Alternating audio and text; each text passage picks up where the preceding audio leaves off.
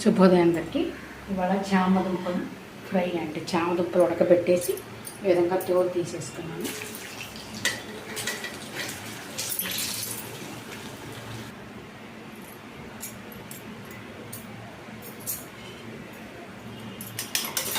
చామదుంపలు అంతా క్రిస్పీగా ఫ్రై అయిపోయాయండి.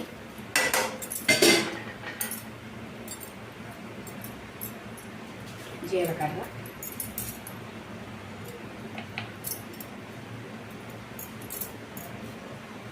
ఉప్పు, కారం తగినంత వేసుకోండి. చాలా బాగుంటుందండి. మా చిన్నప్పుడు మేము గుడ్లు కూర అనేవాళ్ళం దీన్ని. వావ్, చూడడానికి ఏం బాగుందండి కూర.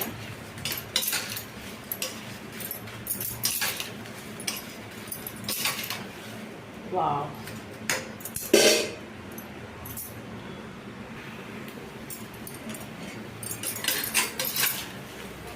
గుమ్మలాడే చామ ఫ్రై రెడీ. ఇప్పుడే తినే అనిపిస్తుంది.